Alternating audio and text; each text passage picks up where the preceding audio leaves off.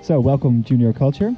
Um, I have a few questions for you because I think your viewers would be interested in the stuff that you think about reggae. What do you think about reggae music in Europe? Well, what I think about reggae music in Europe, in Europe, reggae music is doing good, and the promoters in Europe and the media and the people that play a part in reggae music are doing real good things for reggae music, you know? Yeah. All right, cool. So, what is reggae music to you? Well, reggae music is life, you know? That is reggae music. To me, reggae music is life because in all my traveling, I meet so many people that they don't even speak English, but they like reggae music, you know, at least they like the beat, you know? So reggae music is life, you know, and it brings life to a lot of people, you know. And what kind of people do you think listen to reggae music? Well, reggae music is listened by every nation that I come across. You know, everybody is excited about reggae music. So reggae music is not a white man music, nor a black man music, nor a Chinaman music. It's just life music, you know, it's everybody music, you know. Sounds awesome. So how do you think reggae music can be more present in today's society? Well, my view is, well, I can speak from the point of view of Europe, you know, because I came here so much time, so I can speak about here in Europe. Yeah, but I think the reggae festivals in Europe, they can play a vital part in growing reggae music. Because already when you go to the festival, you see like Alpha Blondy, you see like Tikin Jaffa Kali, you see the Jimmy Cliff, the Burning Spear, you can name it and go on. You have all these people already on this festival that bring in thousands of people. So the promoter should not have any fear to say, every year I'm going to put 5 new artists on this stage so they can get some publication. So this is how I see reggae music can be grown in a tremendous way, you know? Instead of bringing the same people every year and every year, mix the thing. Because there are so much festival kept in Europe every summer. You know, it's too much stage. You know, so start blend the thing with the young and the known. You know, so it's a big help. That for me is a big help if they can do that, you know. And do you think reggae music has been treated fair enough? Well, let me say no. At first, in the music, well, I want to speak on a Jamaican point of view. First, in Jamaica, as a youth growing up and going to studio, I see that in the early days, reggae music was under bondage, and the bondage that it was under was studio, because in Jamaica only certain people used to own studio. But now everyone have a studio, even on the dining table, you can sit and eat and sing.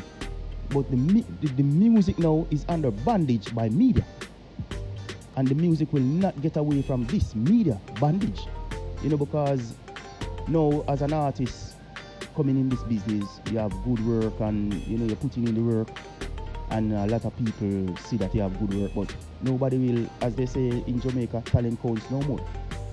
It's money counts, you know. So what I see the media is doing, if you have some money and you don't have any talent, these people will give you a career, as long as they can pay for it, and that is not right, you know.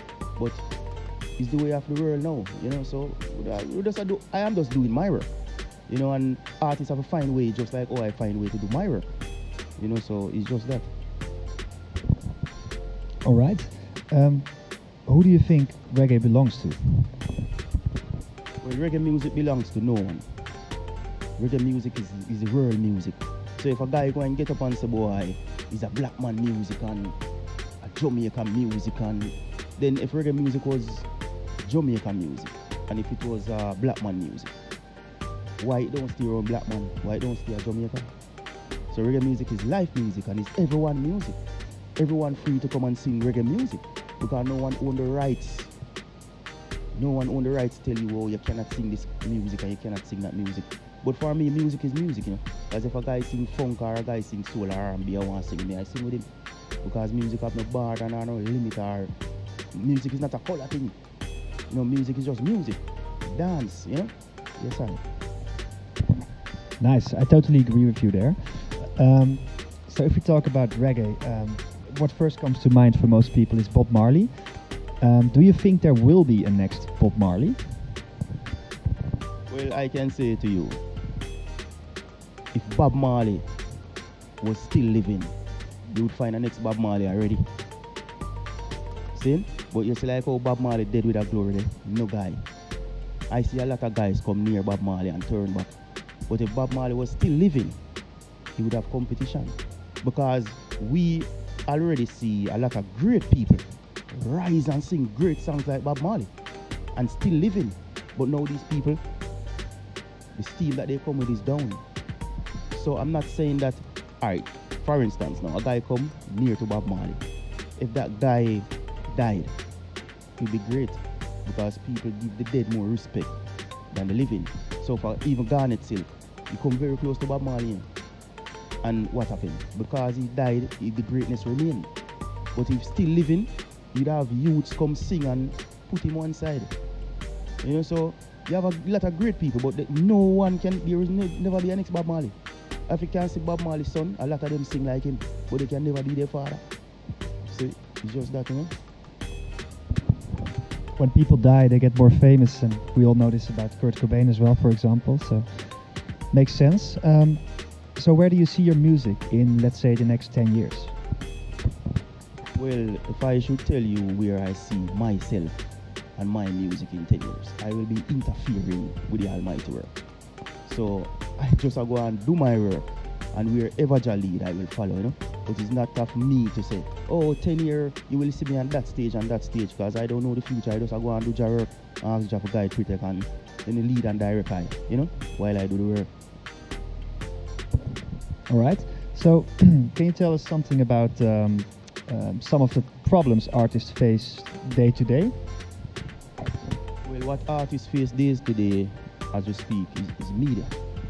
You know, because as I say, if you notice now, if you meet an artist, you can go in the studio and you can make an album in a day. But to get that album out here for the masses to hear it is not easy. You know, because even for me, in the earlier days in music, it was really hard. But I just take a break from music and decide to say, yo, you have to go and study this media and communication thing.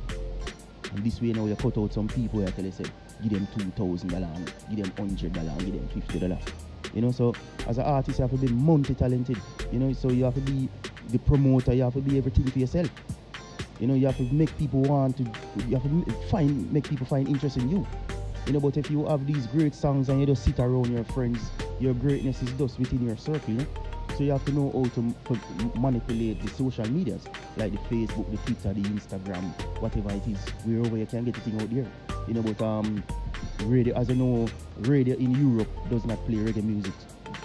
Really, very seldom, you know? So a guy cannot depend on radio in Europe because it's media run Europe, not radio. Media and sound system, you know? So, yeah. So you're saying basically that artists really need a platform to show that they are here, right?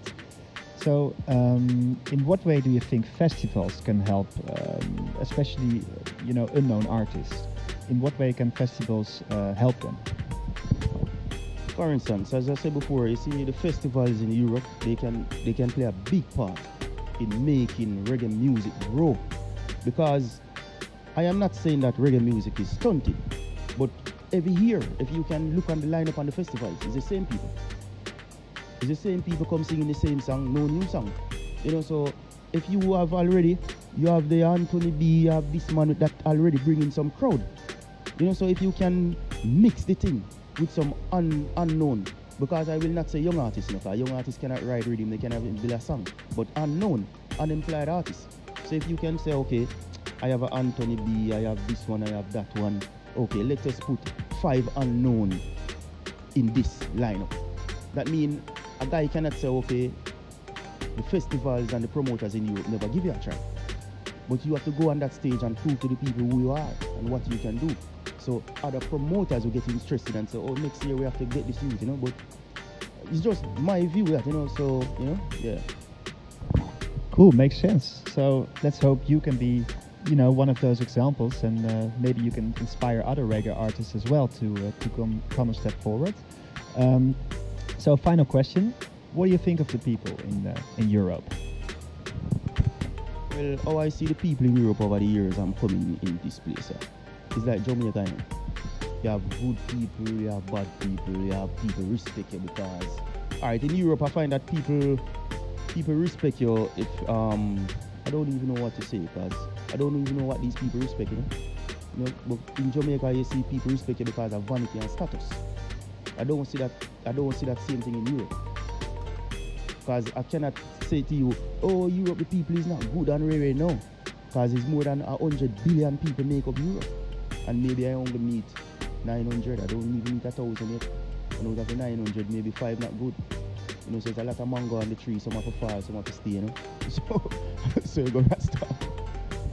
I like the comparison with the mango here. All right. Thank you, Junior Culture, for being here. And I wish you the best of luck, especially in these strange times. Thanks for having you. Okay, Rastafari.